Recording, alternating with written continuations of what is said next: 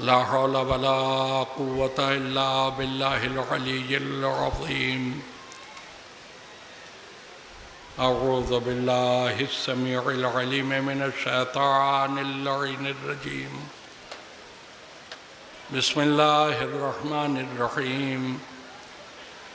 अल्हम्दुलिल्लाहि रब्बिल आलमीन वस्सलातु वस्सलामु अला सय्यिदिल अव्वलीन वल आखिरीन खैरिल मुबश्शिरीन वल मुनज़िरीन अफ़ज़लिल मख़लूक़ीन फ़ी आलमित तकवीन अबिल क़ासिम मुहम्मद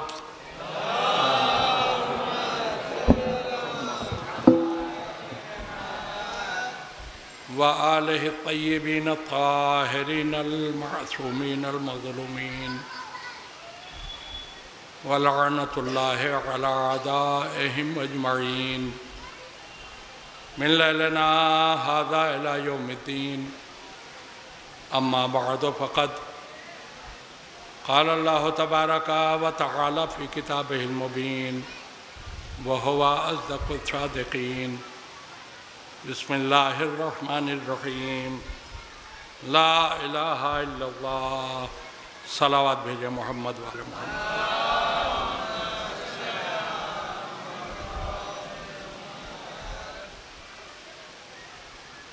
अरबाब मजलिस,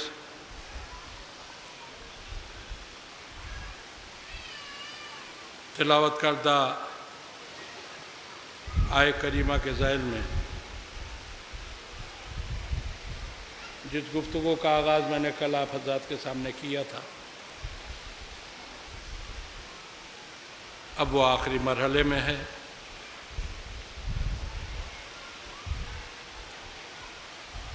और इस वक्त इस गुफ्तगू को मुकम्मल कर देना।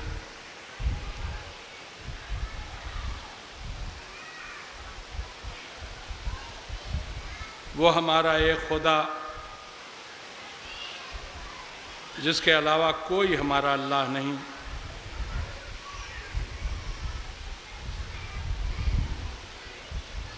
जिसे पहचानवाया हमारे रसूल ने और रसूल के बाद औलाद रसूल।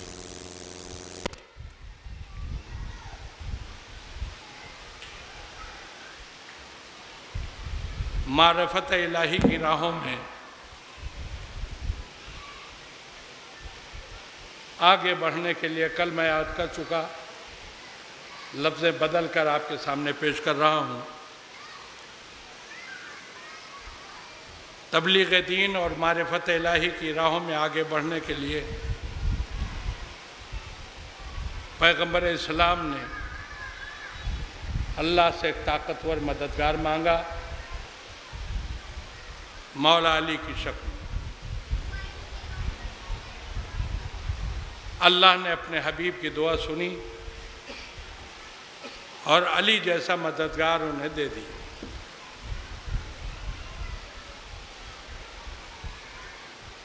मौलाए कायनात का सपोर्ट मिलने के बाद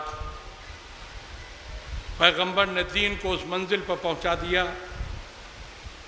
जहां हातिफ गैबी को कहना पड़ा, अल-यौमा अकमलतु लकुम दीनुकुम व अतममतु अलैकुम निअमती व रज़ीतु लकुमुल इस्लाम दीना।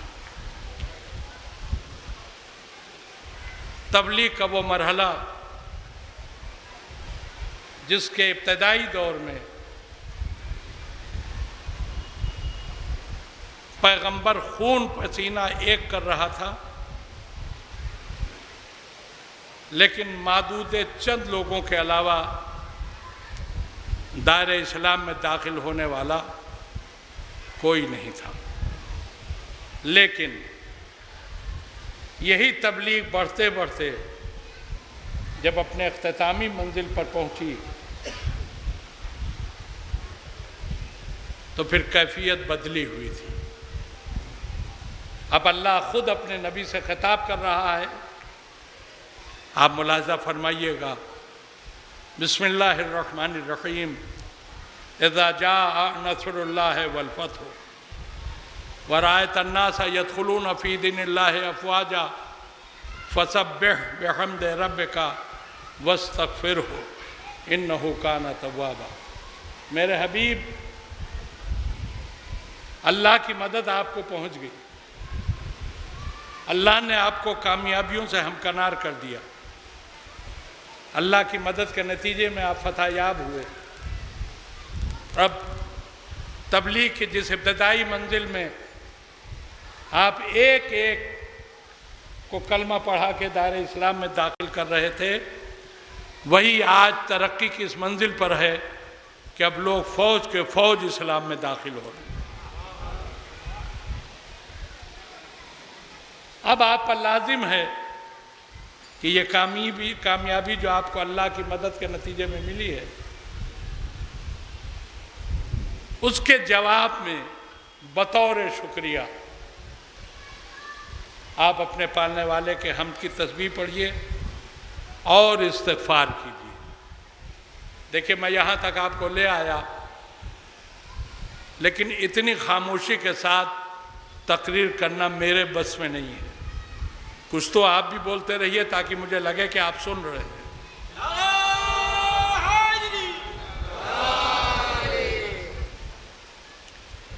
देखा, कल भी कह चुका हूं, फिर कह रहा हूं, बीमार हूं, मरीज हूं।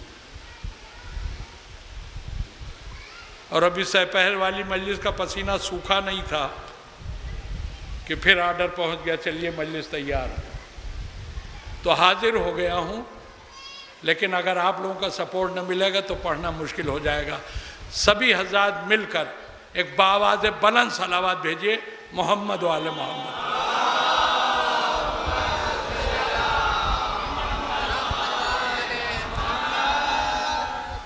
इस वक्त की गुफ्तगू सिर्फ एक लफ्ज़ पर मुझे करनी है।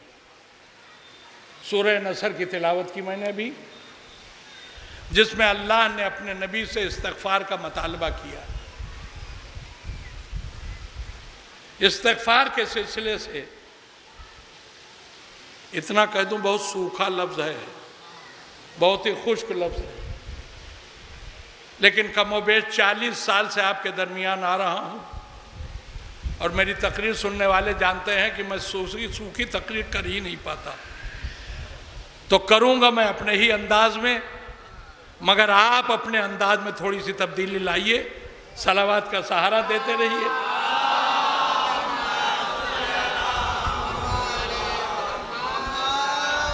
बहुत ही खुश्क लफ्ज़ है इस्तिग़फ़ार, लेकिन आप देखिएगा कि मैं गुफ्तगू खुश नहीं होने दूंगा। लफ्ज़ इस्तिग़फ़ार के सिलसिले से हमारे और आपके सबके जहनों में एक गलतफहमी बैठी हुई है कि इसका मफ़हूम है गुनाहों से तौबा। देखिए, इससे इनकार नहीं है कि इस्तिग़फ़ार गुनाहों से तौबा के लिए भी होता है, लेकिन इसका मतलब सिर्फ गुनाहों से तौबा, ये गलत है। बहुत से काम हैं जो इस्तिग़फ़ार के ज़रिए से पाए तकमील तक पहुँचाए जा सकते हैं। ये गलतफहमी इस कदर जहनों में आके बैठ गई कि कुछ उलमाए इस्लाम ने इसी धोखे में कि इस्तिग़फ़ार के मानी होते हैं गुनाहों से तौबा, मेरे नबी को मुल्ज़िम बना दिया। का चूंकि इस्तिग़फ़ार का मतलब है गुनाहों से तौबा और अल्लाह अपने हबीब से कह रहा है कि आप इस्तिग़फ़ार कीजिए, इसका मतलब तौबा तौबा खाकम बदहन, मेरे नबी से भी कुछ गुनाह हुए थे जिनकी माफ़ी के लिए अल्लाह ने उनसे कहा कि आप इस्तिग़फ़ार कीजिए। बस अब यहां से कान खोल के सुनिएगा, इस्तिग़फ़ार हमारे घरों का दिया हुआ लफ्ज़ नहीं है, ये कुरान का दिया हुआ लफ्ज़ है। और कुरान के अल्फाज अपने दामन में मानी और मतालिब का कितना बड़ा खजाना रखते हैं, इस बात को अगर जानना है तो बाबे मदीनतुल इल्म मौला अली के चंद जुमले सुन लीजिए। मौला अली ने इरशाद फरमाया कि कुरान मजीद के हर लफ्ज के 70 वाज़ह मानी है, 70 पोशीदा मानी है। कितने हो गए? 140। अभी हिसाब आसान है, लेकिन अली की जब गुफ्तगू तमाम होगी तो हिसाब नामुमकिन हो जाएगा। मौला ने कहा कि कुरान मजीद के हर लफ्ज के 70 वाज़ह मानी है, 70 पोशीदा मानी है, फिर हर वाज़ह मानी की 70,000 वजाहतें हैं और हर पोशीदा मानी की 70,000 वजाहतें हैं। अब हो कोई माई का लाल तो जोड़ के बताए हमें कि कुरान के एक लफ्ज के कितने माना हो गए। भाई कुरान मानी और मतलब का अगर इतना बड़ा खजाना ना होता तो एक बिस्मिल्लाह की तफसीर बयान करने में अली के लिए रात छोटी ना हो जाती। सलावत है जिजे मोहम्मद वाले मोहम्मद।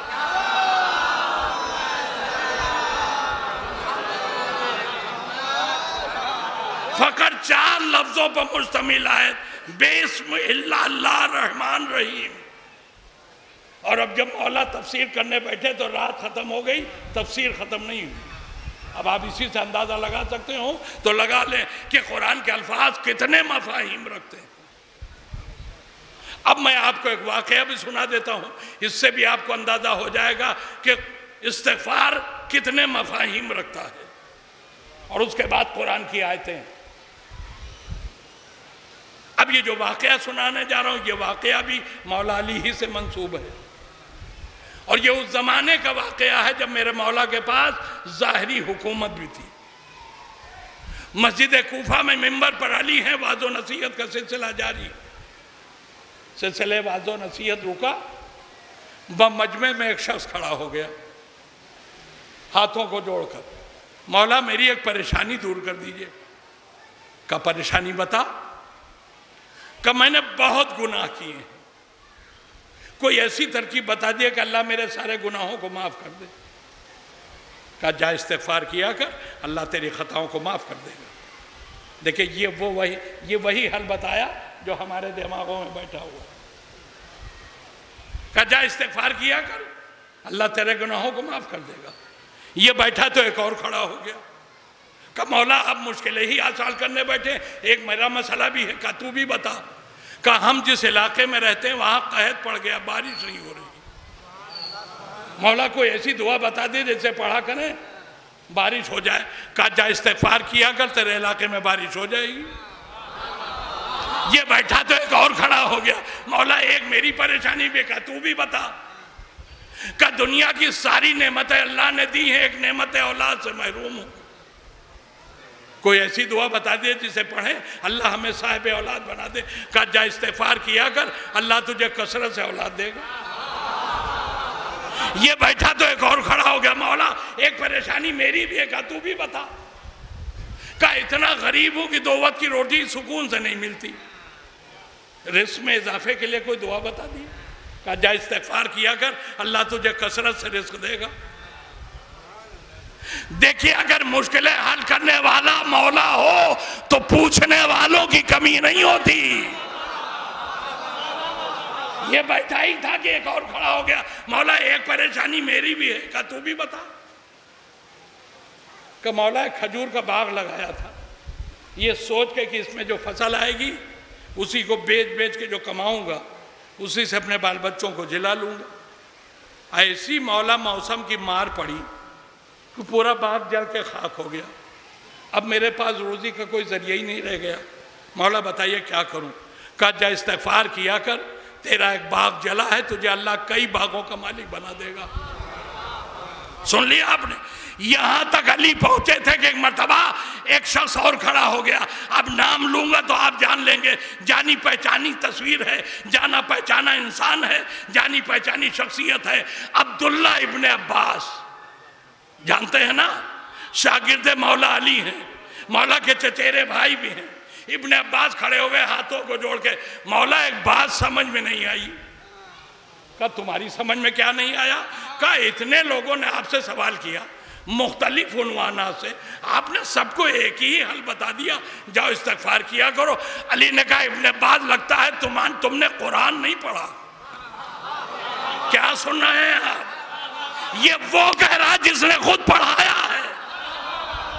का इब्ने अब्बास लगता है तुमने कुरान नहीं पढ़ा है। कहा मौला ये आप कह रहे हैं? अरे आप ही तो मेरे उस्ताद हैं, आप ही ने मेरे मौलिम हैं, आप ही ने तो मुझे तालीम दी है, आप ही ने मुझे कुरान पढ़ाया है। कहा हाँ मैंने पढ़ाया तो है तुम्हें, लेकिन तुम्हारी समझ में कुरान नहीं आया। कहा मौला ये कैसे हो सकता है, जिसे आप पढ़ा दें उसकी समझ में ना आए कुरान? कहा तुम्हारा सवाल बता रहा है, कुरान पढ़ लिया है तुमने, तुम्हारी समझ में नहीं आया। हमने जितने हल बताए हैं ये सब कुरान में है। कहा मौला ये सब कुरान में है? कहा सुनो, जब नूह को अल्लाह ने नबूवत की जिम्मेदारियां देकर कौम के दरमियान में भेजा और नूह अपने कौम के बीच में आए तो उन्होंने कौम वालों से खिताब करके कहा, कुरान की आयतें सुनिए, बिस्मिल्लाहिर्रहमानिर्रहीम, इस्तगफिरू रब्बकुम इन्नहु काना गफारा व युरसिलु समाअ अलैकुम मिदरारा व युमदिदकुम बिअमवालिन व बनीना व यजअल लकुम जन्नातिन व यजअल लकुम अनहारा। नूह ने क्या कहा कौम वालों से? ए मेरी कौम वालों, इस्तिगफार किया करो, अल्लाह तुम्हारे गुनाहों को माफ करेगा। इस्तिगफार किया करो, अल्लाह तुम्हारे पास बारिश भेजेगा। इस्तिगफार किया करो, अल्लाह तुम्हें साहिब औलाद बनाएगा। इस्तिगफार किया करो, अल्लाह तुम्हारी दौलत में इजाफा करेगा। इस्तिगफार किया करो, अल्लाह तुम्हें बागात का मालिक बनाएगा। का इब्न अब्बास बताओ ये आयतें कुरान में हैं कि नहीं है? का मौला आप कह रहे हैं तो यकीनन होंगी, मगर मुझे तो ऐसा लग रहा है ये आयतें अभी अभी आई हैं। अली ने कहा आयतें अभी नहीं आई हैं, तुम्हारी समझ में अब आई है। आयतें अभी नहीं आई, आयतें तो बहुत पहले आ चुकी हैं, तुम्हारी समझ में अब आई हैं। अब मैं एक बात कहना चाहता हूं, इंशाअल्लाह पूरा मजमा महसूस होगा, पूरा मजमा महसूस होगा। जिसे अली पढ़ा दे उसके इल्म में कोई कमी हो सकती है? नहीं। जिसे अली अपना शागिर्द बना ले उसकी सलाहियत में कोई कमी हो सकती है? नहीं हो सकती। इब्न अब्बास को अली ने पढ़ाया भी है, बहतिया शागिर्द उन्हें खुशू से कबूल भी किया है। इसका मतलब इब्न अब्बास की न सलाहियत में कमी, न इब्न अब्बास का इल्म में कमी, मगर खुद अली कह रहे हैं कि कुरान तुम्हारी समझ में नहीं आया। तो भाई मैं एक बात कहता हूं कि वो कुरान जो अली के पढ़ाने के बाद इब्न अब्बास जैसे समझदार की समझ में ना आया हो, वो कुरान अली बगैर मुसलमानों के लिए काफी कैसे होगा?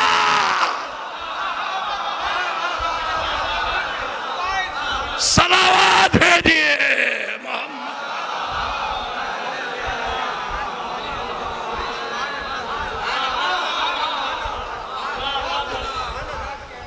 तब आपने मुलाजा फरमाया, मैंने वाकया भी सुना दिया, आपको आयतें भी सुना दी। इस्तिगफार सिर्फ गुनाहों से तौबा के लिए नहीं है। बारिश नहीं हो रही, इस्तिगफार कीजिए, अल्लाह बारिश भेजेगा। औलाद नहीं है, इस्तिगफार कीजिए, अल्लाह साहिब औलाद बनाएगा। रोजी से परेशान है, इस्तिगफार कीजिए, रोजी में इजाफा कर देगा अल्लाह। तो बहुत से मफाहिम हैं। अब अल्लाह अपने नबी से कह रहा आप इस्तिगफार कीजिए, सुन रहे हैं ना आप? अब ये बताइए मेरे नबी को इस्तिगफार का कौन सा फायदा चाहिए? ये अल्लाह अपने नबी से क्यों ना कह रहा कि आप इस्तिगफार कीजिए? नबी को क्या चाहिए? सबसे पहला फायदा कुरान ने बताया, गुनाह माफ होते हैं। अब दुनिया जो चाहे हम पर इल्जाम लगाए, हम तो अपने नबी को मासूम मानते हैं, ऐसा साहिब अजमत जिनसे न भी कभी कोई गलती होती है, न कभी कोई गुनाह होता है, न वो कभी अल्लाह को नाराज करता। मासूम है हमारा नबी, खताओं गुनाहों से पाक महफूज। तो जाहिर सी बात है नबी का इस्तिगफार गुनाहों से तौबा के लिए तो हो नहीं सकता।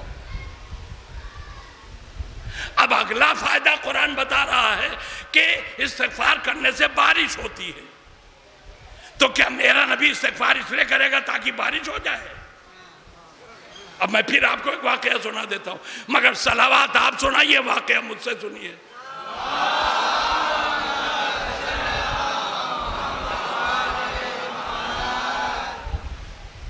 मेरे नबी की उम्र शरीफ थी फकत 3 साल। मक्के में कहत पड़ गया, कुफार अपने अपने बुतों के सामने जा जा के हाथ जोड़ जोड़ के रो रो के दुआ मांग रहे, बारिश हो जाए, बारिश हो जाए। ये सुनते हो तब तो सुने।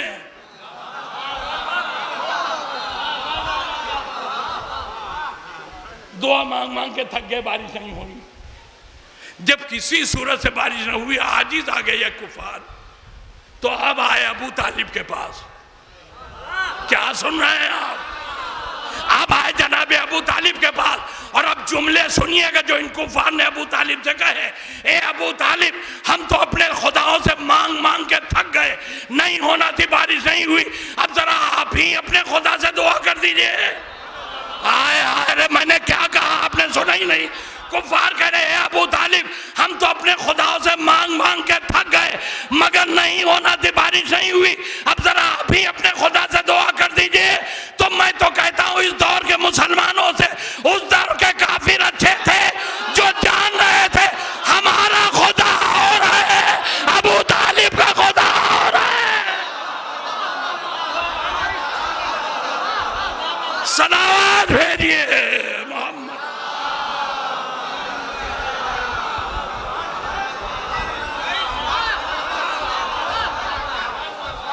हम तो अपने खुदाओं से मांग मांग के थक गए, अब आप ही जरा अपने खुदा से दुआ कर दीजिए। तो तारीख कहती है कि जनाब अबू तालिब ने कहा अच्छा ठीक है, हम दुआ करेंगे, तुम सब के सब जाओ काबे के पास जमा हो जाओ, वहीं आके मैं दुआ करूंगा।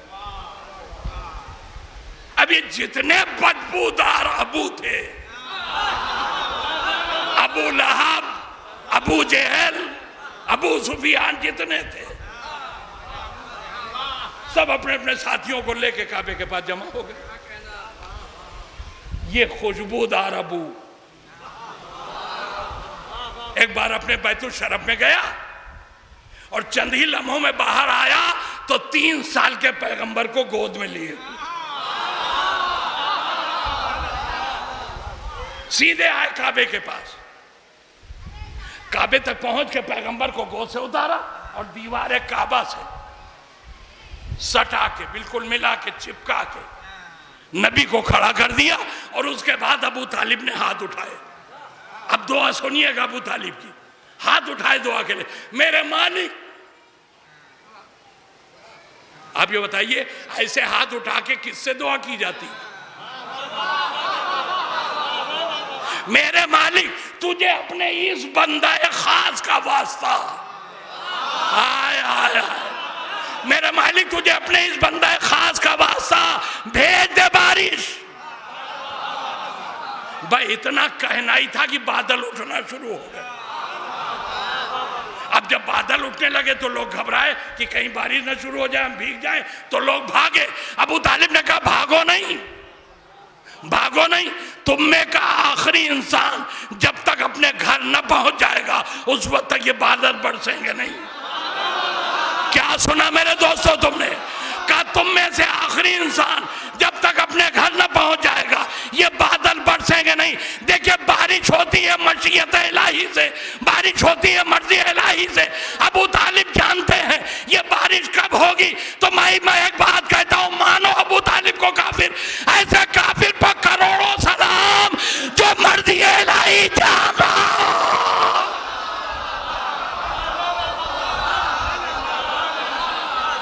सलावत भेजिए मोहम्मद।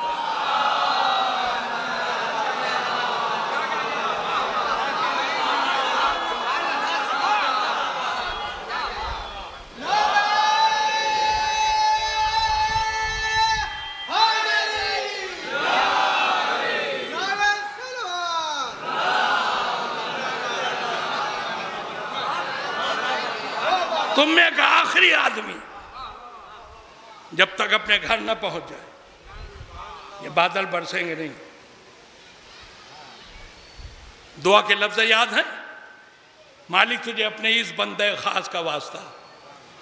मेरा दिल चाहता जनाब अबू तालिब से पूछूं, ए अबू तालिब, इस 3 साल के बच्चे में तुम्हें खास क्या दिख रहा है? का इतना खास दिख रहा है कि मैं जानता हूं यही अल्लाह और बंदों के दरमियान वसीला है, यही अल्लाह और बंदों के दरमियान में वसीला है। तो वसीला गैर मासूम को नहीं बनाया जाता। वसीला मासूम को बनाया जाता है। इसका मतलब अबू जान रहे हैं ये बच्चा मासूम है, ये आने वाले वक्त का नबी है, ये आने वाले वक्त का पैगंबर है। अबू तालिब ने यह कब कहा? जब नबी की उम्र थी 3 साल, ऐलान नबूवत है 40 साल में। गोया अबू तालिब ने मक्के वालों के सामने ऐलान किया, ए मक्के वालों, तुम इसे नबी तब जानोगे जब ये 40 साल में तुम्हें बताएगा। मैं इसके बताने से 37 साल पहले ये जानता हूं ये नबी है, ये रसूल है। तो भाई एक जुमला सुनो, मैं एक बात कहता हूं, जो ऐलान नबूवत से 37 साल पहले मोहम्मद को नबी मान रहा हो, अगर वो काफिर है तो मुसलमान कौन है?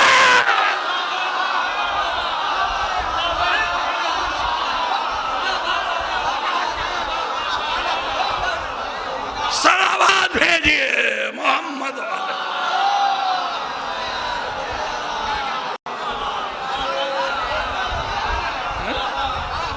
ऐलान नबूवत से 37 साल पहले जो ऐलान कर रहा कि मैं इसे नबी जानता हूं, मैं इसे नबी मानता हूं, इसे रसूल मानता हूं, अब उसे कुफ्र का फतवा दिया जा रहा तो मुसलमान कौन है?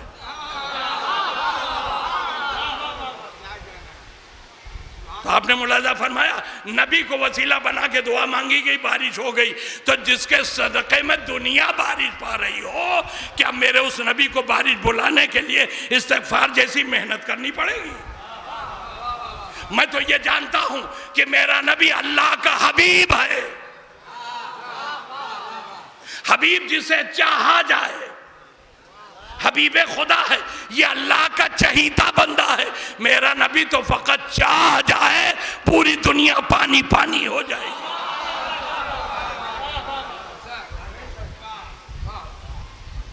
तो मेरे नबी को जो इस्तिग़फ़ार का हुक्म दिया गया है वो बारिश बुलाने के लिए नहीं हो सकता। मेरा नबी तो फकत चाहे अल्लाह बारिश भेज देगा।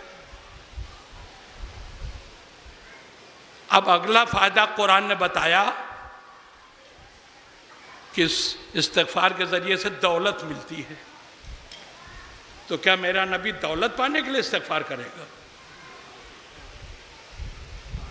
अरे बिल्कुल सादा सामने का जुमला कह रहा हूं। जिसके घर के बच्चों का हाथ का धोवन जरो जवाहिर हो,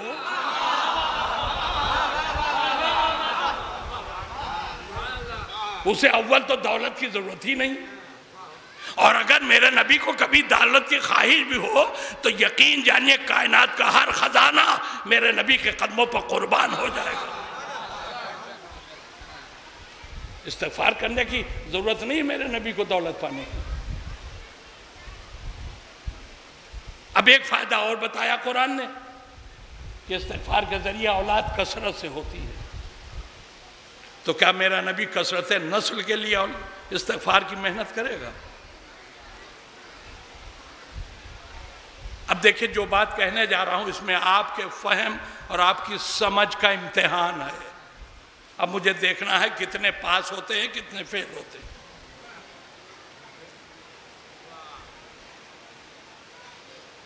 जिस सूरह नसर में अल्लाह ने अपने नबी से इस्तिग़फ़ार का मुतालबा किया है, उसमें अल्लाह ने खुद कहा है कि लोग फौज के फौज इस्लाम में दाखिल हो रहे हैं। तो फौज के फौज इस्लाम में लोग तबलीग के आखिरी मरहलों में शामिल हो रहे थे, शुरुआत में नहीं। इसका मतलब मुतालबा इस्तिग़फ़ार पैगंबर से तबलीग के आखिरी मरहलों में किया गया है। तो फिर अगर तबलीग के आखिरी मरहलों में अल्लाह कह रहा है इस्तिग़फ़ार कीजिए, तो मेरे नबी का इस्तिग़फ़ार कसरत नस्ल के लिए नहीं हो सकता, इसलिए कि मुतालबा है तबलीग के आखिरी मरहले में इस्तिग़फ़ार का। और अल्लाह पहले ही, बहुत पहले सूरह कौसर को नाजिल करके अपने नबी को कसरत नस्ल की जमानत दे चुका है। तो जब अल्लाह पहले ही कह चुका कि हमने आपको कसरत नस्ल अता की, तो अब मेरे नबी को इस्तिग़फ़ार करने की क्या जरूरत है औलाद के लिए? और आप देखिए मेरे नबी की नस्ल कितनी बड़ी। अरे दुनिया में सादात से ज्यादा किसी को मारा नहीं गया है। कोई दूसरी कौम होती तो कहीं वजूद ना होता, मगर आप दुनिया के किसी कोने में चले जाइए, सैयद आपको मिलेगा जरूर। इतनी बड़ी नस्ल मेरे नबी की। तो मेरे नबी का इस्तिग़फ़ार कसरत नस्ल के लिए भी नहीं। अब एक आखिरी फायदा कुरान बता रहा है, बाग मिलते हैं इस्तिग़फ़ार करने से। तो क्या मेरा नबी बाग पाने के लिए इस्तिग़फ़ार करेगा? देखिए, कल भी शायद मैं कह चुका हूं, मुबारकपुर के मजमे में हाजी कसरत से मिलते हैं। ये खुसूसियत है इस कस्बे की, ये खुसूसियत और कहीं नहीं मिलती। यहाँ हाजी और करबलाई माशाअल्लाह कसरत से।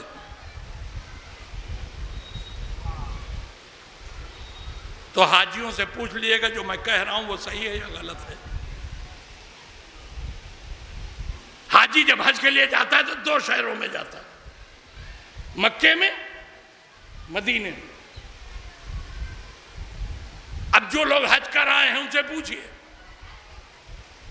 जब हाजी मदीना पहुंचता है तो सऊदी गवर्नमेंट मदीने के कुर्बो जवार में जो जियारत गाहें हैं उन तक हर हाजी को अपनी सवारी से पहुंचाती भी है हुकूमत, और साथ में गाइड भी देती है जो जियारत गाह की पूरी डिटेल बताती है। होता है कि नहीं? गवर्नमेंट सवारी देती है, जाओ जियारत करने। क्या सुन रहे हो मेरे दोस्तों? गवर्नमेंट सवारी देती है, जाओ जियारत करने। जियारत गाहों का तारुफ मिल जाए तुम्हें, इसलिए एक राहबर भी दिया जाता है जो बताता है ये जियारत गाह कैसी है, ये जियारत गाह क्यों है। क्या सुन रहे हो मेरे दोस्तों? सऊदी हुकूमत सारे हाजियों को जियारत करने के लिए सवारी देती है। ए जियारत को बिदअत कहने वालों, कम से कम सऊदिया ही से पूछ लेते हैं ये हराम है या जायज है। अगर जियारत करना हराम होता तो सऊदी गवर्नमेंट कभी हाजियों को सवारी न देती, गाइड न देती। अच्छा, तो हमको भी अल्लाह ने ये शरफ बख्शा। तो जब वहां पहुंचे तो हमारे काफिले को भी बस मिली गवर्नमेंट की तरफ से, और एक गाइड भी मिला जो जियारत गाहों की पूरी डिटेल बताता था। अब एक रोड पर हमारी गाड़ी चली जिसके दाहिनी तरफ भी खजूर के दरख्त थे, बाईं तरफ भी, बीच से रोड निकली हुई थी। जब उस रोड पर गाड़ी आई तो वो जो गाइड था उर्दू बोल रहा था। कहने लगा, हाजियों सुनो, ये जिस इलाके से गाड़ी हमारी गुजर रही है बाग़े फ़िदक है।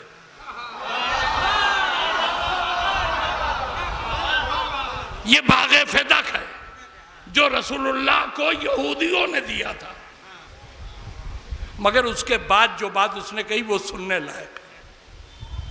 उसने कहा, मगर रसूलुल्लाह को जो बाग यहूदियों से मिला था, ये जो आप देख रहे हैं वो उस वक्त के बाग़े फ़िदक का 1/10 भी नहीं है। सारे दरख्त खत्म हो गए हैं, जमीन का दूसरा इस्तेमाल हो रहा है। तो जो हम देख रहे थे वो नबी को मिले हुए बाग़े फ़िदक का 1/10 भी नहीं था, ये गाइड कह रहा है। मगर ये जो 1/10 भी नहीं बचा था, इस बाग को सऊदी की बस पर, बेहतरीन सड़क पर, बस पर बैठ के हमने देखा 2.5 घंटे में। कुछ समझ में आया आपके? 2.5 घंटे में बस कितने किलोमीटर चली होगी?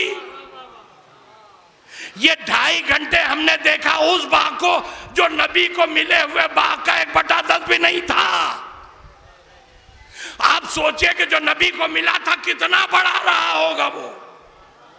और अब हमारे उलमा बताते हैं कि ये बाग नबी ने अपनी बेटी को दे दिया। तो मैं कहता हूं जो नबी इतने बड़े बड़े बाग बांटता फिरे, क्या वो बाग पाने के लिए इस्तिग़फ़ार करेगा?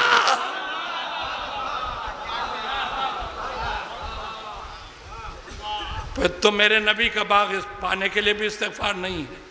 तो जो आयतें मैंने सुनाई थी उसमें जितने फ़ायदे बयान हुए हैं उनमें से कोई फ़ायदा मेरे नबी को चाहिए नहीं। मगर अल्लाह कह रहा है इस्तिग़फ़ार कीजिए, तो सवाल तो अपनी जगह पर है कि मेरा नबी इस्तिग़फ़ार करे क्यों, क्या फ़ायदा चाहिए उसे। तो अब मैं बात कहूं, तवज्जो देंगे आप? मेरे नबी का इस्तिग़फ़ार क्यों था, इस क्यों का जवाब मुझे लखनऊ में मिला। मेरे एक दोस्त हैं, गजेटेड ऑफिसर, गवर्नमेंट सर्वेंट, सुबह 10 बजे से शाम के 5 बजे तक सरकारी ड्यूटी देते हैं, लेकिन हजरत उठते हैं सुबह 4 बजे, 4 बजे से 9 बजे तक साइड बिजनेस करते हैं। 9 बजे के बाद घर में आए, कुछ नाश्ता पानी किया, चले गए ऑफिस। शाम को 5 बजे लौटे, फिर एक चाय पी और फिर साइड बिजनेस रात 12 बजे तक। एक दिन मुझे मिल गए बाजार में। हमने कहा भाई ये बताइए गवर्नमेंट आपको कितनी तनख्वाह देती? कहने लगे 1 लाख। और हमने कहा ये जो सुबह शाम आप साइड बिजनेस करते हैं इसमें कितना कमा लेते हैं? कहा वही तकरीबन 1 लाख। हमने कहा कितने लालची हैं आप, 1 लाख रुपया गवर्नमेंट देती है, दिल नहीं भरता? अम्मा दोनों हाथों से अपने ऊपर खर्च करो तो 1 लाख रुपया 30 दिन में खर्च ना कर पाओगे। कहा मौलाना आप कहे तो सही रहे हैं, अगर 1 लाख रुपया मुझे अपनी जात पर खर्च करना हो तो 30 दिन में खत्म नहीं होगा। मगर मौलाना आपको पता नहीं मैं अकेला नहीं हूं, मेरे 10 लड़के हैं। हमने कहा धीरे बोलिए, नहीं योगी की जोगी ने सुन लिया तो नौकरी चली जाएगी। कहा मौलाना मेरे हैं 10 बच्चे और 10 बच्चों के 10 औलाद हैं, पूरे 100 आदमियों की फैमिली है। तो अगर मैं अकेला होता तो मेरे लिए 1 लाख भी बहुत था, मगर ये मैं जो मेहनत करता हूं ये अपने लिए थोड़ी करता, मुझे तो गवर्नमेंट जो दे रही वही मेरे लिए बहुत है। मैं ये मेहनत करता हूं अपने बच्चों के लिए। मैं चाहता हूं मेरा कोई बच्चा ऐसा ना रहो जिसे कोई नेमत ऐसी हो जाए जो उसे न मिले। उसे हर नेमत मिले, हर ऐश मिले, हर आराम मिले। तो हम अपने बच्चों के लिए मेहनत करते हैं। अब आप खुद गवाही देंगे, दुनिया में बहुत से बाप अब ऐसे मिल जाएंगे जिन्हें खुद अपने लिए कुछ नहीं चाहिए, मेहनत कर रहे हैं अपने बच्चों के लिए, मेहनत कर रहे हैं अपनी औलाद के लिए। तो दुनिया के हर बाप का ये फरीजा होता है कि वो अपनी औलाद को कमा के खिलाए। मगर आप यकीन जानिए दुनिया का कोई बाप अपनी औलाद से उतनी मोहब्बत नहीं कर सकता जितना मेरा नबी अपने कलमा पढ़ने वालों से करता है। क्यों? इसलिए कि मेरे नबी ने फरमाया हम और अली उम्मत के बाप हैं। मेरा नबी हर मुसलमान का बाप है। तो जब मेरा नबी हर मुसलमान का बाप है तो हर मुसलमान से मेरे नबी को इतनी मोहब्बत है जितनी मोहब्बत किसी बाप को नहीं हो सकती। अब समझ में आया मेरा नबी इस्तिग़फ़ार की मेहनत क्यों कर रहा है? अपने लिए नहीं, इस्तिग़फ़ार नबी करेगा, बारिश हमारे यहाँ होगी, इस्तिग़फ़ार नबी करेगा, रोजी हमें मिलेगी, इस्तिग़फ़ार नबी करेगा, औलाद हमारे यहाँ होगी। कितना करीब है मेरा नबी कि अपनी उम्मत वालों के लिए इस्तिग़फ़ार की मेहनत कर रहा है। और ये उम्मत इतनी नमक हराम है कि इस्तिग़फ़ार नबी कर रहा है, ये मतलब निकाल रहे गुनाह किया होगा।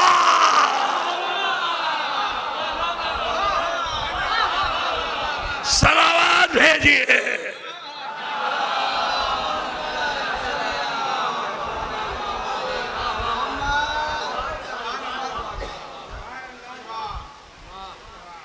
तो आपने मुलाज़ा फरमाया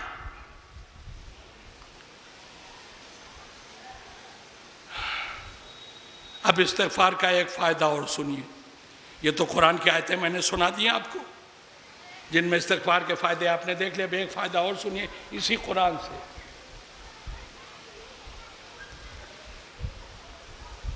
कुरान मजीद में बहुत सी ऐसी कौमों का तज़किरा है जिन पर अल्लाह का अज़ाब आया। कौम जनाब नूह, कौम जनाब लूत, कौम समूद, कौम आद, कौम जनाब दाऊद, बहुत सी कौमें हैं जिन पर अल्लाह का अज़ाब आया। अब जाहिर सी बात है एक मजलिस में सारी कौमों की डिटेल तो मैं बयान नहीं कर सकता। 2 कौमों का नाम ले रहा हूँ। कौम नूह पर अज़ाब आया, कौम लूत पर अज़ाब आया। क्यों? कौम नूह का क्या गुनाह था? कौम बदअक़ीदा थी, ना अल्लाह को मान रही थी ना अल्लाह के नबी को। इसी बदअक़ीदगी की बुनियाद पर अल्लाह ने कौम नूह पे अज़ाब भेज दिया। कौम लूत का क्या गुनाह था? मिंबर पर बताना मुमकिन नहीं, इतना बुरा गुनाह करते थे वो लोग। बदअमल कौम, इंतहाई बदअमल कौम। कुछ सुना मेरे सुनने वालों ने? एक बदअकीदा कौम पर अज़ाब आया, एक बदअमल कौम पर अज़ाब आया। क्या समझे आप? अल्लाह ने पैगाम दे दिया, ना हमें अकीदा खराब चाहिए, ना हमें अमाल बुरे चाहिए। अकीदा बेहतरीन लाओ, अमाल अच्छे से अच्छे अंजाम दो।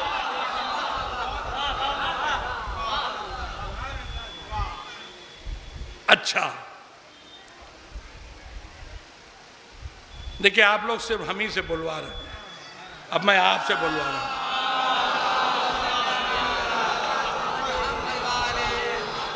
देखिए 55 साल से ऊपर हो गया है मुझे मजलिसें पढ़ते हुए।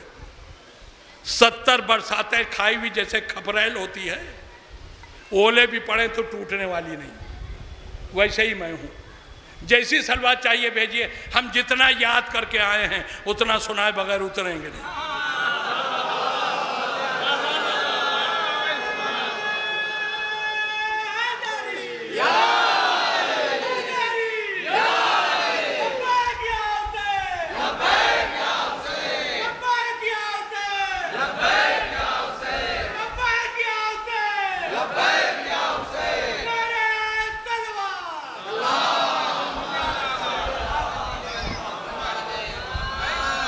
देखिए ढीली सलवार से मेरे सेहत पर कोई असर पड़ने वाला नहीं।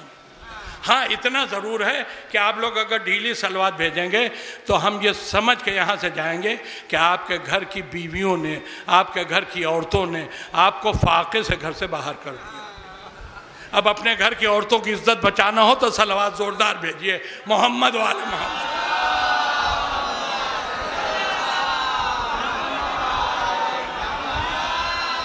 अब एक सवाल कर रहा हूं, जरा जवाब दीजिएगा। जनाबे नूह कितने लोगों के नबी थे? गिनती नहीं पूछ रहा हूं, किन लोगों के नबी थे वो? नहीं बोलिएगा, बड़े चतुर हैं मुबारकपुर के लोग। जितने लोग जनाबे नूह के जमाने में थे बस उतनों के नबी हैं वो। न पहले वालों से कोई मतलब, न बाद वालों से कोई मतलब। और बिल्कुल यही पोजीशन है जनाबे लूत की, वो भी बस उतने ही लोगों के नबी हैं जितने लोग उनके ज़माने में थे। मगर मेरे दोस्तों इंसाफ से बताओ, क्या मेरे नबी की भी हैसियत यही है? अरे दुनिया वालों देखो, ये फजाइल रसूल पर भी मजमा उतना ही खुश होता है जितना फजाइल अली पर खुश होता है। क्या मेरा नबी भी उसी हैसियत पर है? वो उतने लोगों का नबी है जितना उसके ज़माने में थे? नहीं, मेरे नबी के इस दुनिया में आने से पहले जितने थे उनका भी नबी है। जो मेरे नबी के जमाने में थे उनका भी नबी है। आज तक जितने पैदा हो चुके हैं उनका भी नबी है। कयामत तक जितने पैदा होंगे उनका भी नबी है। और मैं तो एक कदम आगे बढ़ता हूं, ये जितने इंसानों को हिदायत देने के लिए अल्लाह ने मेरे नबी भेजे हैं, मेरा नबी उन नबियों का भी नबी है।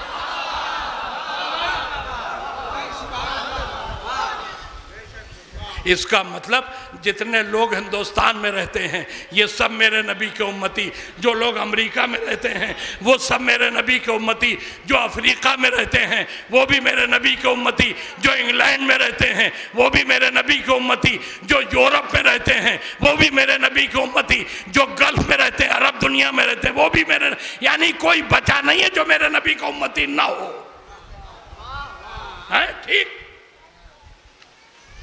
अब एक बात बताए, जब पूरी दुनिया के लोग मेरे नबी के उम्मती हैं तो कौम जनाबे नूह जो गुनाह कर रही थी जिसके नतीजे में उस पर अजाब आ गया, यानी ना अल्लाह को मानना ना अल्लाह के रसूल को मानना, तो मेरे नबी के जो उम्मती हैं इनमें मानने वाले ज्यादा हैं कि इनकार करने वाले ज्यादा हैं?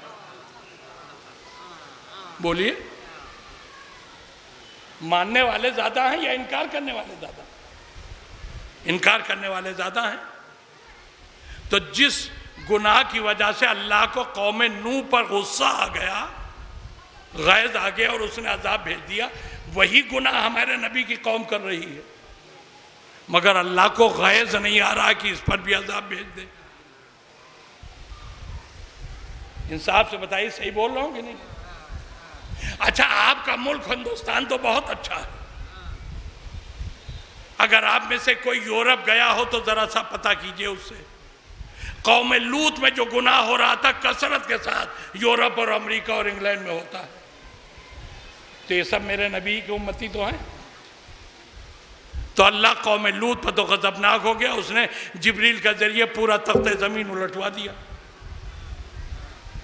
ये मेरे नबी वाले वही, मेरे नबी को उम्मती वही गुनाह करें, इन पर अल्लाह को गैस क्यों नहीं आ रहा है?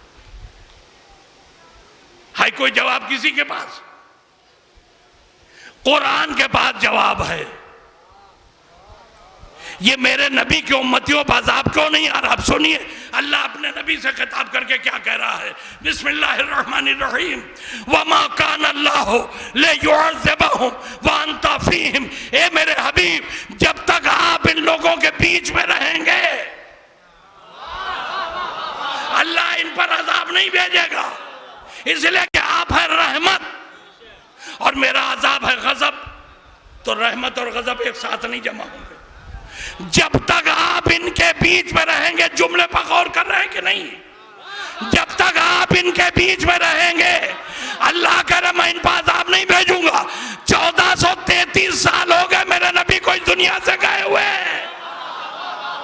गुनाह हो रहा है और अल्लाह अज़ाब नहीं भेजा है। अरे भाई, जब नबी नहीं है तो अज़ाब आना चाहिए, क्योंकि अल्लाह कह रहा जब तक आप रहेंगे तब तक अज़ाब नहीं आएगा। नबी के जाने के बाद गुनाह हो रहे, अज़ाब नहीं। क्या ये अज़ाब का ना आना इस बात की दलील नहीं है कि कोई नूर मोहम्मद से आज भी आए?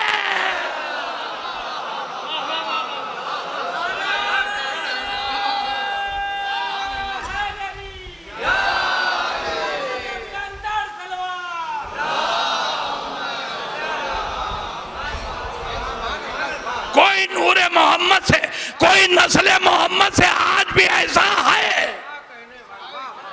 जिसका वजूद हमें अज़ाब इलाही से बचाए हुए। मेरे दोस्तों, तुम बचे हुए हो अपने इमामे के जमाना के सदक़े में। एक जोरदार नारा लगाओ, इमामे जमाना। नहीं, ऐसे नहीं, इससे ज्यादा जोरदार, इमामे जमाना। और अपने इमाम की खुशनुदी के लिए एक बावाज़ बुलंद सलावत भेजिए मोहम्मद वाले।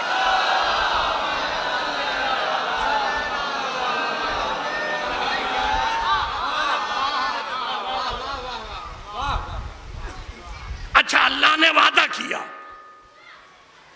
जब तक आप रहेंगे हम अज़ाब नहीं भेजेंगे। अब इतने बड़े मजमे में कोई साहब ऐसे हैं जो ये अकीदा रखते हो कि नबी के रहते अज़ाब आ सकता है? बोलिए, कोई ये अकीदा रखता है? अल्लाह ने गारंटी दी है जब तक आप रहेंगे हम अज़ाब नहीं भेजेंगे। तो कोई ये अकीदा रख सकता है कि नबी के रहते अज़ाब आएगा? बोलिए, नहीं। मगर मैं दिखाता हूं कि नबी के रहते अज़ाब आया। कहां खो गए आप? गदीर में हारिस आया कि नहीं आया? नबी सामने खड़ा है, आया अज़ाब। हमने कहा मालिक ये क्या हुआ? तूने तो अपने नबी को गारंटी दी थी कि आपके रहते अज़ाब नहीं आएगा। आप हारिस के सामने ही खड़े रहे और हारिस पर अज़ाब आ गया। कहा इस मलून ने बुग़्ज़ अली में अज़ाब खुद ही मांगा। हमने कहा मालिक ये तो था पागल, वरना इससे ज्यादा बुग़्ज़ रखने वाले मौजूद थे वहीं पर।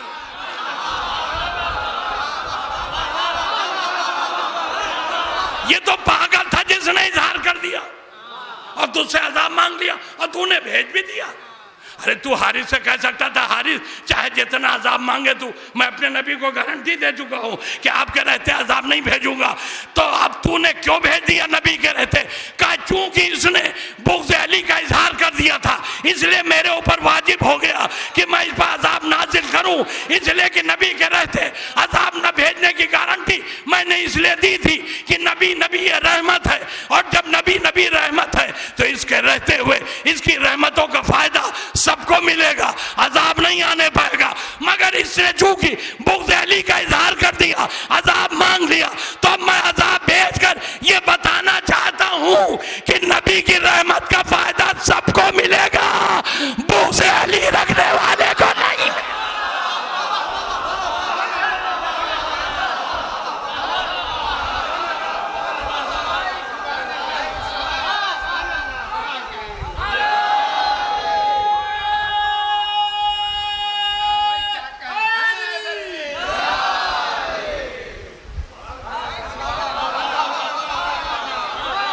नबी की रहमतों का फायदा सबको मिलेगा, मगर बुग़्ज़ अली रखने वाले को कोई फायदा नहीं। अच्छा, मैंने एक बात कही, नबी चला गया इस दुनिया से, अजाब नहीं आ रहा है, इसका मतलब नस्ल मोहम्मद में कोई है उसी मेयार का, उसी रुतबे का, उसी मर्तबे का, उसी कमाल का, उसी फजल का जो अजाब इलाही रोके हुए। मगर अब मैं इसका सबूत भी कुरान से दे रहा हूं। हाय कोई जिस जगह पे अल्लाह ने अपने नबी से कहा ना कि जब तक आप रहेंगे अजाब ना आएगा, बिल्कुल उसी जगह पर बिला फस दूसरी आयत सुनिए, बिस्मिल्लाहिर्रहमानिर्रहीम, वमा कान अल्लाहु मुअज़्ज़िबुहुम वहुम यस्तग़फ़िरून। जब तक नबी रहेगा तब तक उसकी वजह से अजाब ना आएगा, लेकिन जब नबी न रहेगा तो फिर जब तक ये लोग इस्तिग़फ़ार करते रहेंगे। देखिए, इस्तिग़फ़ार का एक फायदा और मिला कि इस्तिग़फ़ार से अज़ाब इलाही रुक जाता है। अल्लाह करा जब नबी न रहेगा तो जब तक ये लोग इस्तिग़फ़ार करते रहेंगे तब तक अज़ाब इलाही नहीं आएगा। इसका मतलब कि आज कुछ लोग हैं जिनका इस्तिग़फ़ार हमें अज़ाब इलाही से बचाए हुए। कौन लोग हैं ये जिनका इस्तिग़फ़ार हमें अज़ाब से बचाए हुए? एक जगह मैंने पूछ दिया, मजमे से एक बच्चा खड़ा हो गया, कहा जनाब आपको नहीं मालूम किस किस की वजह से अज़ाब नहीं आ रहा? हमने कहा नहीं। कहने लगा वो हमारे अब्बा हैं। हमने कहा कैसे? कहा रोज़ाना 5000 मरतबा इस्तिग़फ़ार पढ़ते हैं। हमने कहा बेटा बैठ जाओ, हमें पता चल गया। वो बैठा ही था कि एक दूसरा बच्चा खड़ा हो गया, कहा मौलाना अगर इनके अब्बा 5000 मरतबा इस्तिग़फ़ार करते हैं तो हमारे अब्बा रोज़ाना 10,000 मरतबा इस्तिग़फ़ार करते हैं, तो अज़ाब अगर नहीं आ रहा तो इनके अब्बा की वजह से नहीं, हमारे अब्बा की वजह से। अब मैं आपसे पूछता हूँ, क्या किसी एक इंसान का इस्तिग़फ़ार पूरी कायनात को अज़ाब इलाही से बचा सकता है? कुरान इस बात को मानने के लिए तैयार नहीं। सुनाऊंगा आपको, बिस्मिल्लाहिर्रहमानिर्रहीम, कुरान का इरशाद सुनिए, बिस्मिल्लाहिर्रहमानिर्रहीम, वला तज़िरु वाज़िरतुम विज़रा उख़रा। तर्जुमा उसका ये है कि क़यामत के रोज़ कोई किसी का बोझ नहीं उठाएगा। मगर हमारे उलमा ने जो इसकी वजाहत की है, जो इसकी तफसीर बयान की है, वो तफसीर ये है कि किसी के अमल का नुकसान या फ़ायदा किसी दूसरे को नहीं होगा। हमने गुनाह किया है, सज़ा हम पाएंगे, आप नहीं। आपने अगर नेकी की है तो इनाम आपको मिलेगा, हमको नहीं। तो अल्लाह साफ साफ कह रहा है कि किसी के अमल का असर दूसरे पर नहीं होता। नहीं सुना आपने? किसी के अमल का असर दूसरे पर नहीं होता, मगर जिस अल्लाह ने ये कहा वही अल्लाह तो अभी ये कह चुका, जब तक ये लोग इस्तिग़फ़ार करते रहेंगे। इसका मतलब कुछ लोग ऐसे भी हैं कि अमल वो करते हैं, असर कायनात पे होता है। तो अल्लाह के बंदों में दो क्वालिटी के लोग हैं, एक आम जनता है, एक वीआईपी है। ये वीआईपी वो हैं जो अमल करते हैं, खुद असर होता है उसका पूरी कायनात पर।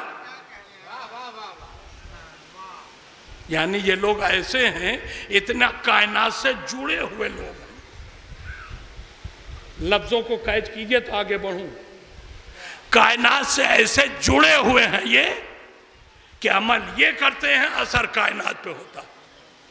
अब हमने ढूंढना शुरू किया ये कायनात से जुड़े हुए लोग कौन हैं, तो हमें दो नाम मिल गए। जागो, पहले तो जुमला कहूंगा, हमें दो नाम मिल गए जो कायनात से जुड़े हुए लोग हैं। एक सरवरे कायनात, दूसरा मौलाए कायनात।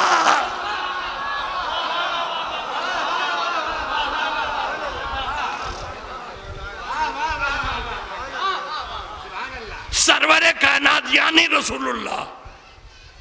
आप खुद हमें बताइए कायनात से कितना जुड़ा हुआ हमारा नबी? कोई अकेले सरवर कहता है मेरे रसूल? जब कहेगा सरवरे कायनात, यानी कायनात से इतना जुड़े हैं कि नाम ही पड़ गया है सरवरे कायनात। और दूसरा, पहले का मतलब तो हमने बता दिया, दूसरे का मतलब हमें नहीं मालूम। आप जरा हमें मौलाए कायनात का मतलब बताइए, इससे कौन मुराद है? देखिए, अब आपसे बुलवाए बगैर मैं आगे बढ़ूंगा नहीं। बताइए मौलाए कायनात से कौन मुराद है? देखिए, कुछ आवाजें आई मौला अली, ये आप नहीं बोले, आपके रगों का पाक खून बोला। ये आप नहीं बोले, आपके माओ की पाक दामनी बोली है।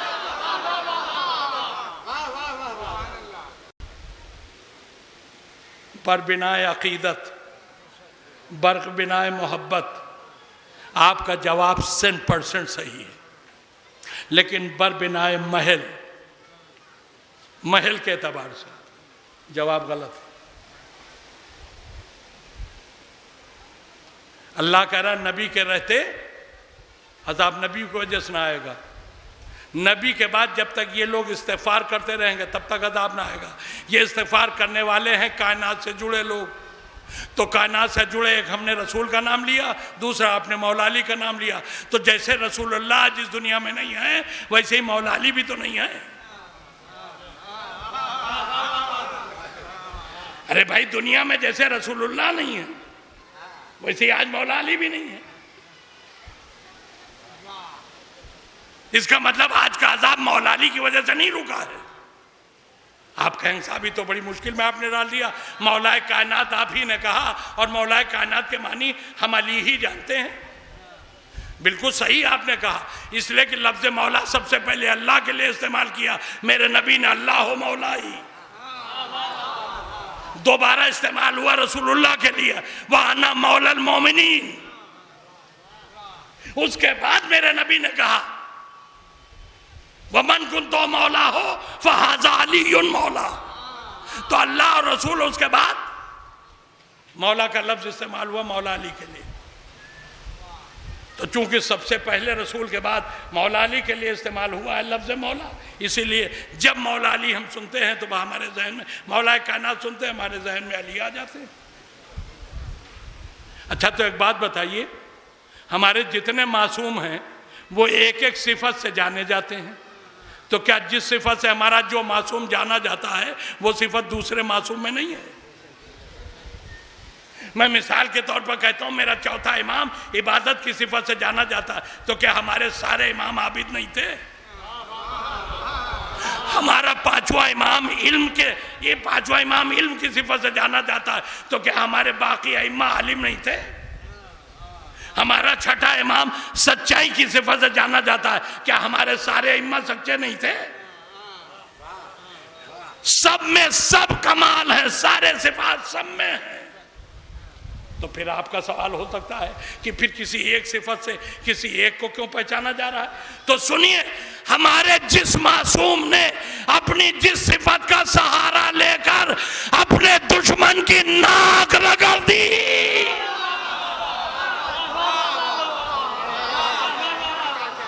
कयामत तक वो उसी सिफत से पहचाना जाने लगा। वरना हर सिफत हर मासूम में है। तो फिर जब ये आपने मान लिया कि हर सिफत हर मासूम में है, तो फिर सबसे पहले ऐलान विलायत अली अली के लिए हुआ है। हमने अली को मौला माना है, वरना सच्चाई ये है कि हमारा हर इमाम अपने जमाने का मौला कायनात है।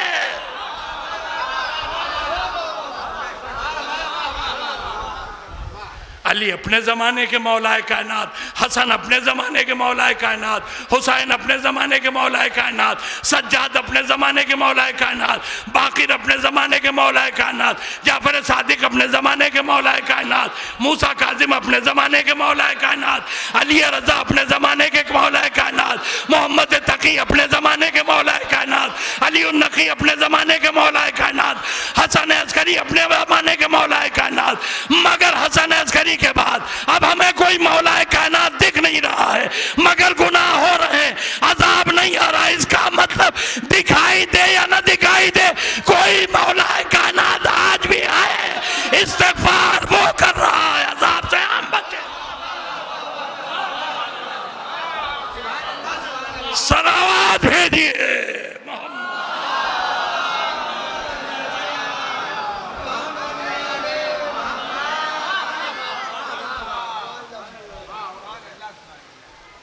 बस भाई अब थक गया मैं।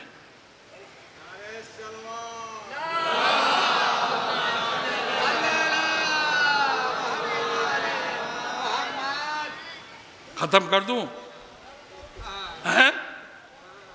अच्छा तो एक बात सुनिए, हम आपकी बात मानने लेते, एक हमारी बात आप मान लीजिए, हम और पढ़ देंगे। मगर ये कमेटी वाले जब हमें रुखसत करके लिफाफा देने लगे तो इनसे भी कहिएगा थोड़ा और दे दीजिए।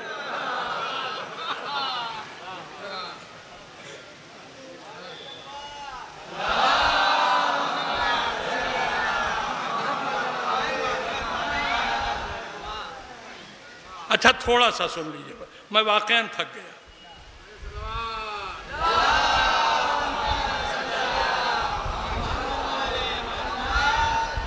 सुलेमान को आप लोग जानते हैं कि नहीं जी? गर्दनें हिल रही, जानते हैं। कौन से सुलेमान को जानते हैं आप? देखिए हंस रहे हैं लोग, मेरे सवाल पर हंस रहे हैं। कौन से सुलेमान को जानते हैं? मैंने पूछ दिया तो हंस रहे हैं। हंसने वाली बात ही है। मगर भैया ये मेरी मजबूरी है, ये सवाल मेरी मजबूरी है, मैं क्यों पूछ रहा हूँ। मैंने एक जगह पूछ दिया ऐसे ही लोगों से, बताइए सुलेमान को जानते हैं कि नहीं? तो एक बच्चा बीच में खड़ा हो गया, कहने लगा जनाब यहाँ कोई ऐसा नहीं जो सुलेमान को न जानता हो। हमारे यहाँ चाहे मरने का खाना पके, चाहे शादी ब्याह का खाना पके, सुलेमान के अलावा हम लोग किसी से नहीं पकवाते।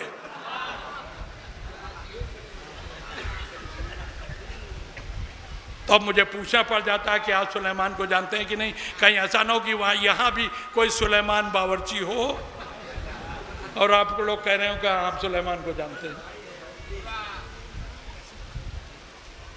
देखिए ये सिर्फ ज़हनी तफरीह है, आप इस सब बातों को सच्चाई मत मानिएगा। 1 घंटे से ऊपर जब मजलिस हो जाए और वो भी रात में, तो मजमे को हंसा के ही सुनाया जा सकता है, ऐसे नहीं। तो मैं किसी सुलेमान बावर्ची की बात नहीं कर रहा हूं, मैं सुलेमान पैगंबर की बात कर रहा हूं, जो अपने वक्त के नबी भी हैं और जबरदस्त बादशाह भी हैं, जबरदस्त हुकूमत के मालिक भी। मगर इनके पास जो हुकूमत थी वो अल्लाह ने अपनी तरफ से दी नहीं थी, इन्होंने मांगी थी। और जिन लफ्जों में मांगी थी वो लफ्ज़ आज भी कुरान में मौजूद है। वो लफ्ज़ सुलेमान की सुनिए और देखिए इस्तिग़फ़ार का एक फायदा। और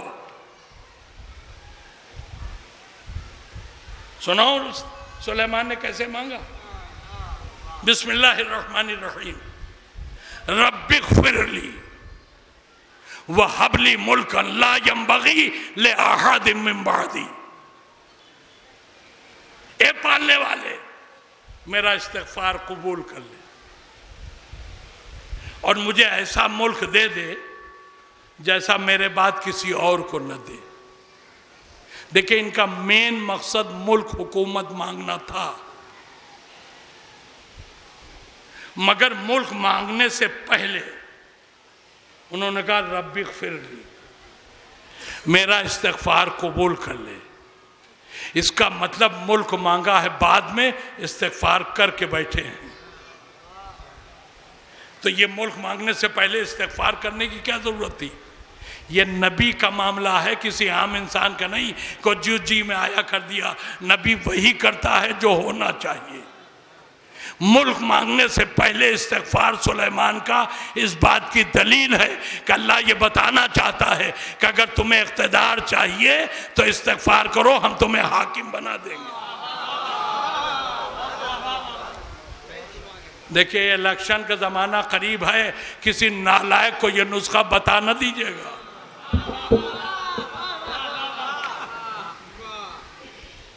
रब्बिग़फ़िरली वहबली मुल्कन ला यंबग़ी ले अहदिम मिन बअदी। मेरे मालिक मेरा इस्तिग़फ़ार कबूल कर ले और मुझे ऐसा मुल्क दे दे जैसा मेरे बाद किसी और को न दे। क्या कहा सुलेमान ने? मुल्क दे दे। हमने पूछा अल्लाह से देगा कि नहीं, कि नबी की दुआ है, नहीं सुनूंगा तो फिर किसकी सुनूंगा। हमने कहा देगा, का बेशक दूंगा। और देंगे, दूंगा ही नहीं, ऐलान भी करूंगा। अब जब अल्लाह ने सुलेमान को मुल्क दिया, मेरी तरफ देखिए, अरे आपने हमसे पढ़ने का इसरार भी किया और आप कभी इधर देख रहे हैं, कभी उधर देख रहे हैं। सुलेमान ने कहा मुल्क दे दे, अल्लाह ने दिया, मगर जब देने का तस्करा किया उसने, तो उसने ये नहीं कहा कि हमने तुम्हें मुल्क दिया है। लफ्ज़ सुनिएगा अल्लाह की। अल्लाह ने कहा हाज़ा अताउना, ये मुल्क हमने तुम्हें अता किया है। अरे मैं समझदार मजमे के सामने बोल रहा हूं, जाहिलों के बीच में नहीं बोल रहा हूं। सुलेमान ने कहा था मुल्क दे, तो अल्लाह भी कह सकता था हमने दे दिया, मगर उसने ये नहीं कहा कि हमने दे दिया, कहा ये मुल्क हमने तुम्हें अता किया है। फ़अम्नुन औ अम्सिक बिग़ैर हिसाब, इस मुल्क को चुप चाहे अपने पास रखो या किसी और को दे दो, हम तुमसे कुछ पूछेंगे नहीं। तो ये अल्लाह ने लफ्ज को बदल दी। सुलेमान ने कहा था दे, तो अल्लाह भी कह देता दे दिया। ये अता किया क्यों कहा उसने? ये लफ्ज बदलना बता रहा कि देना कुछ और है, अता होना और है।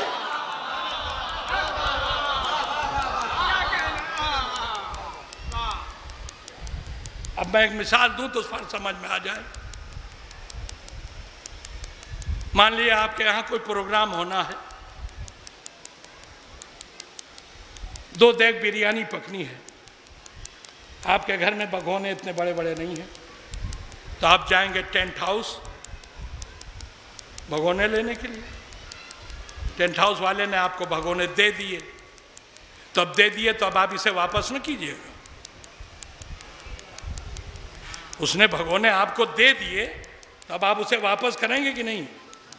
का काम खत्म हो जाएगा, दे देंगे, वापस कर देंगे। इसका मतलब दी हुई चीज वापस हो सकती है। क्या सुन रहे हैं आप? दी हुई चीज वापस भी हो सकती है, लेकिन जो चीज अता हो जाए वो वापस नहीं होती। जिसे मिल जाए उसकी मिल्कियत है। भाई देने और अता में ये फर्क है, दी हुई चीज वापस हो जाती है, लेकिन जो चीज अता हो जाए वो मिल्कियत हो जाती, वापस नहीं होती। अब जागो तो मैं एक बात कहूं, खैबर में नबी ने 39 दिन अलम दिया था, मगर 40वें दिन दिया नहीं था। कि अल्लाह ते अल्लाह रायता खतन, कल मैं अलम अता करूंगा।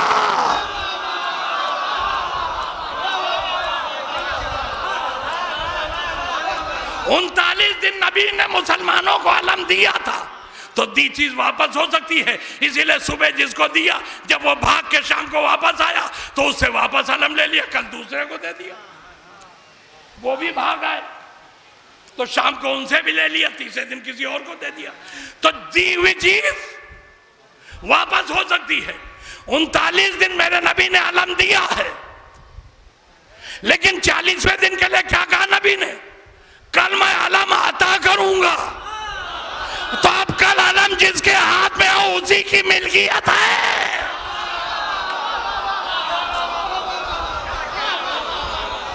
अब मैं खिताब कर रहा हूं अपने आखिरी मरहले में, और मेरा खिताब है इस वक्त जवानों से, बुड्ढों से नहीं। अब मैं जो कुछ कह रहा हूं वो जवानों से। मेरे जवानों तवज्जो से सुनना, मेरे नबी ने आखिरी दिन के लिए कहा कल मैं अलम अता करूंगा। तो अब जब कल आया तो अलम था अली के हाथ में।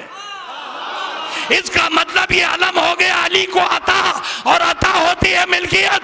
तो अब खैबर में ये अलम है अली की मिल्कियत, खैबर के बाद से ये अलम है अली की मिल्कियत। और अगर सबूत चाहे तो देखो, ये है अली की मिल्कियत। इसीलिए ये अलम या तो अली के घर में मिलता है या अली वालों के यहाँ मिलता है।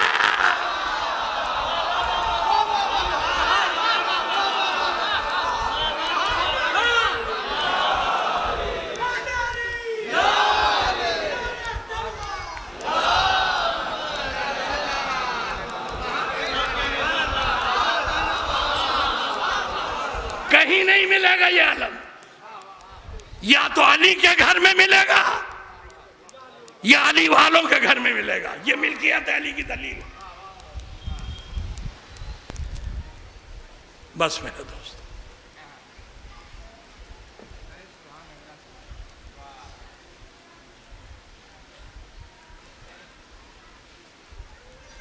ये अलम आपके सामने मौजूद है। खैबर में ये मौला अली को अता हो गया।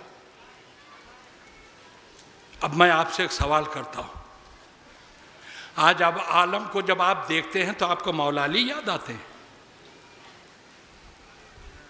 मौला अली याद आते हैं अलम देख के? नहीं, ये अलम था अली की मिल्कियत। अली के बाद विरासतन मिला मौला हसन को, मौला हसन के बाद मिला विरासतन मौला हुसैन को।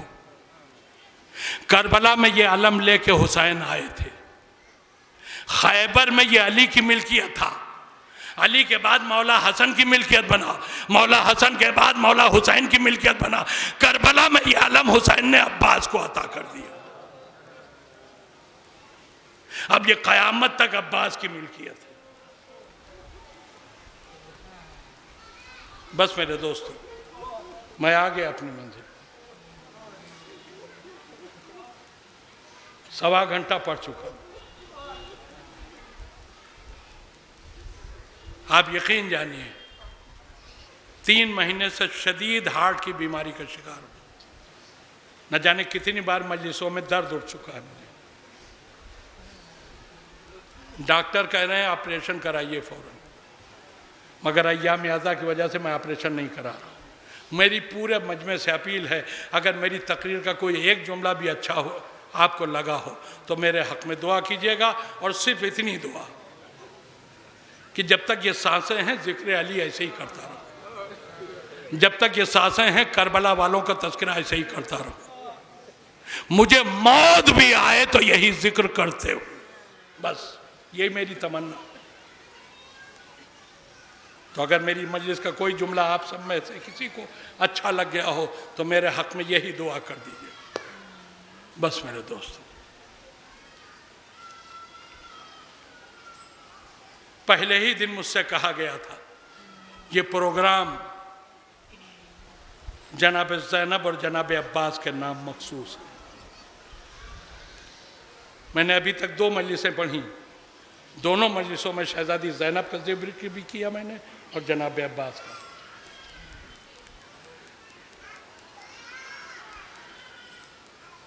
और अब इस मजलिस में भी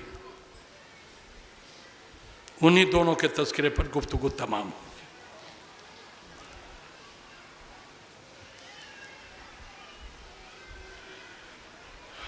देखिए, अब अय्याम वो हैं जिनमें कैद खाने से रिहाई होने वाली। यजीद ने आले मोहम्मद को रिहा क्यों कर दिया? रहम खा के। रहम और यजीद ये दोनों चीजें एक जगह जमा नहीं हो सकती। रहम खा के उसने रिहा नहीं किया आले रसूल को। शहजादी ज़ैनब के बैन और नौहों ने पूरे शाम को हुसैन का आज़ादार बना दिया था। शाम से ही यजीद के खिलाफ बगावत के आसार पैदा होना शुरू हो गए थे। एक वजह ये थी रिहाई, एक वजह और थी, जब से औलाद रसूल कैद खाने में आई है तब से यजीद सो नहीं पा रहा था। वो जैसे ही सोता था रसूलुल्लाह आके उसका बाजू झिंझोड़ देते थे, ए मलून ये बता मेरे बच्चे की खता क्या थी, तूने मेरे लाल को मारा क्यों? अब रसूल का खौफ इस पर इतना तारी हो जाता था कि ये पूरी रात अपने हुजरे में टहल के गुजारता था, सो नहीं पाता था खौफ रसूल में। तब उसने सोचा कि अगर मैं रिहा कर दूं इन सैदानियों को तो शायद रसूल मुझे सोने दे। एक वजह ये थी, और एक वजह खुद उसके अपने घर में पैदा हो गई। यजीद की बीवी थी एक जिसका नाम था हिंद। देखिए बहुत से लोगों को इस्तेबा हो जाता है। इसी खानदान में हिंदा है, यजीद की दादी, जिगर खारा जिसने हमजा का कलेजा चपाया था, वो हिंदा है। और ये यजीद की बीवी है जिसका नाम है हिंद। ये कभी मौला हुसैन की कनीज थी।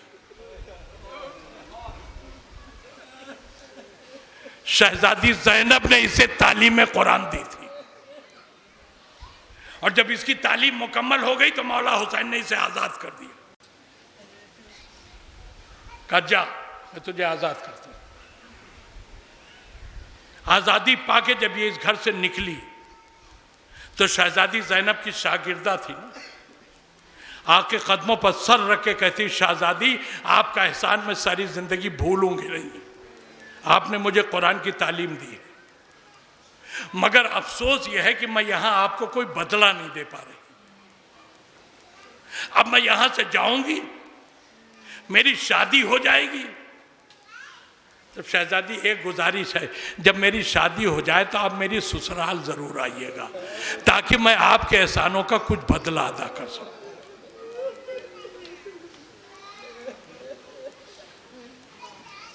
एक लम्हा के लिए शहजादी ने सर झुकाया और कोई जवाब नहीं दिया।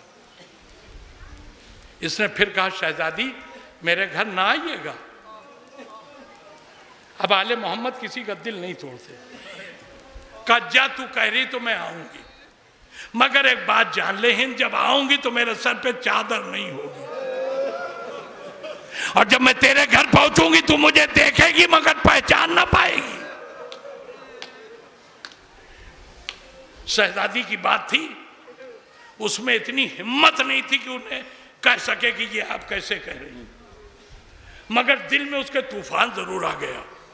मैं और अपनी शहजादी को पहचानूंगी नहीं। और ये शहजादी ने क्या कह दिया कि मेरे घर पर आएंगी तो उनके सर पे चादर नहीं होगी। अरे क्या दुनिया में कोई ऐसा कमीना भी पैदा होगा जो नबी की बेटी की चादर छीन लेगा?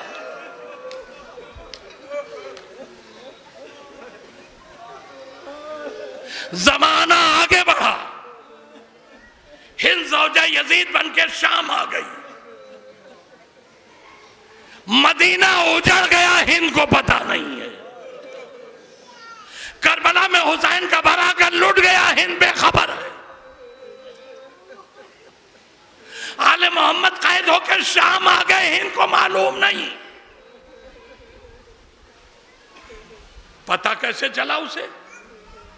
एक दिन रात में किसी जरूरत से हिंद उठी, जैसे ही सहने खाना में आई, हवा के दौर पर तैरता हुआ एक जुमला उसके कानों से टकराया, हाय मेरा हुसैन।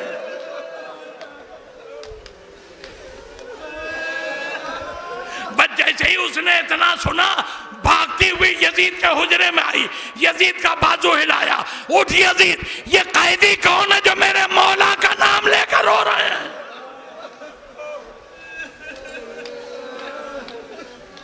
यजीद हिंद के अकीदे से वाकिफ था।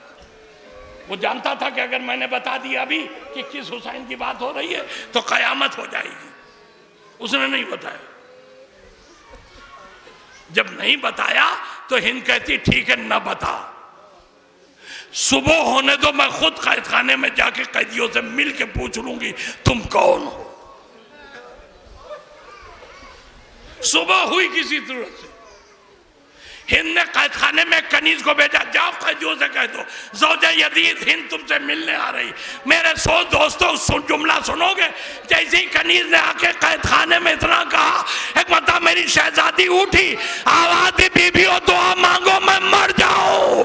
अरे मेरी कनीज मेरी शागिर्दा बादशाह की बीवी बन के आ रही है, मैं कैदी बन के जिंदान में बैठी। बीबी दुआ करो कि मुझे मौत आ जाए। एक कयामत आ गई कैद खाने में। थोड़ी ही देर में कनीजों के छुरमुट में हिंद पहुंची कैद खाने में। एक बीबी से उसने पूछा, बीबी ये बताओ तुम्हारे इस काफिले में तुम्हारी सरदार कौन है? उस बीबी ने इशारा किया शहजादी ज़ैनब की तरफ, ये बीबी हमारी सरदार है। अब हिंद आई शहजादी ज़ैनब के सामने, अरे महसूस कर सकते हो तो महसूस करो, कनीज बादशाह की बीवी बन के आई है, जो शहजादी थी वो आज कैदी बनी बैठी है। हिंद करीब आई, ये बीबी ये बताओ तुम हाय हुसैन कह के क्यों रोती हो?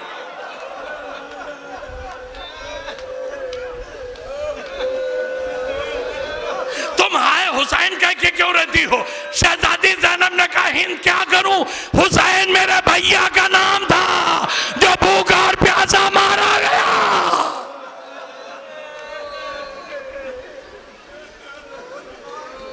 हिंद ने कहा, क्या कहा तुमने? हुसैन तुम्हारे भाई का नाम था? मैं तो सिर्फ एक ही हुसैन को जानती हूं जो मेरा मौला है। शहजादी ने कहा, मैं ये नहीं कहती कि तेरे मौला का नाम हुसैन नहीं है, लेकिन ये भी सच है कि मेरे भाई का नाम हुसैन था जो भूखा और प्यासा मारा गया। हिंद कहती है, अच्छा एक बात बताओ, तुम्हारा वतन कहाँ है? मेरी शहजादी ने कहा, मदीना। का मदीने की रहने वाली हो? अरे मदीने ही में मेरी शहजादी ज़ैनब रहती है।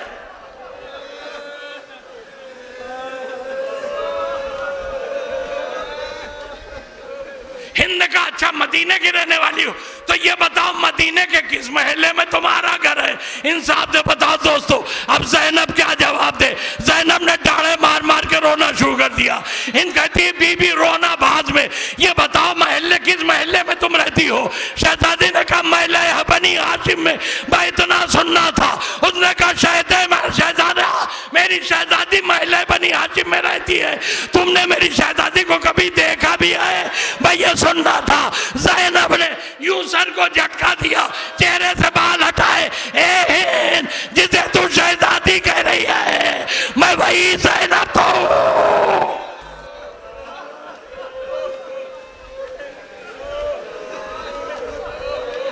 तू जिसे शहजादी कह रही है मैं वही ज़ैनब तो हूं।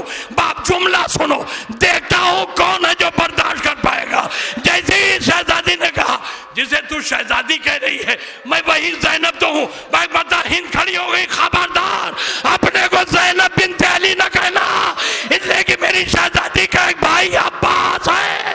अब्बास कह रहे थे, कोई मेरी शहजादी को कैदी नहीं बना सकता।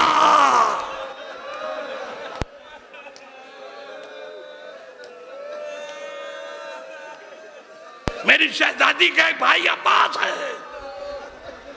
अब्बास के रहते कोई मेरी शहजादी को कैदी नहीं बना सकता। बस जैसे ही हिंद ने इतना कहा, शहजादे ने कहा, हिंद अब याद कर उस वक्त को जब तू मेरे घर से रुखसत होने लगी थी, तूने अपने यहाँ बुलाया था ना मुझे, तो मैंने कहा था ना कि मैं आऊंगी तो मेरे सर पे चादर नहीं होगी और तू मुझे देखेगी मगर पहचान ना पाएगी।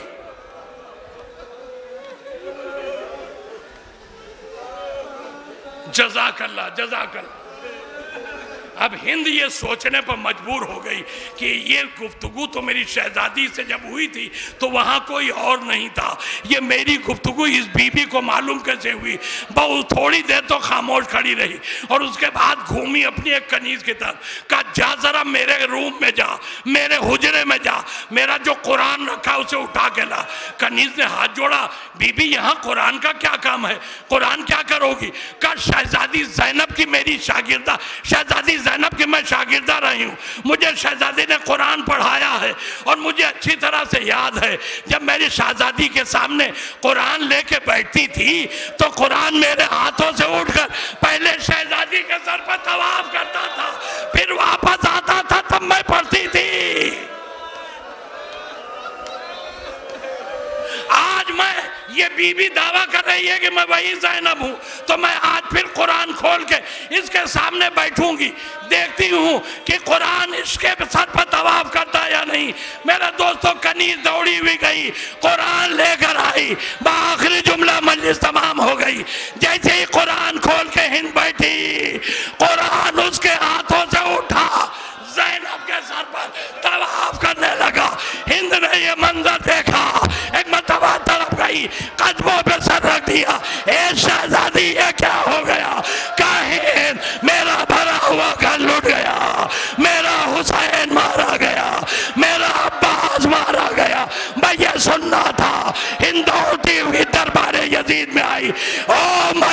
वजीर, अरे ये तूने क्या गजब कर दिया। मेरी शहजादी बाजारों में फिराई गई, मेरी शहजादी दरबारों में नंगे सर लाई गई। काश आज मेरा आका अब्बास जिंदा होता तो फिर मैं देखती मेरी शहजादी पर जुल्म कैसे होता है।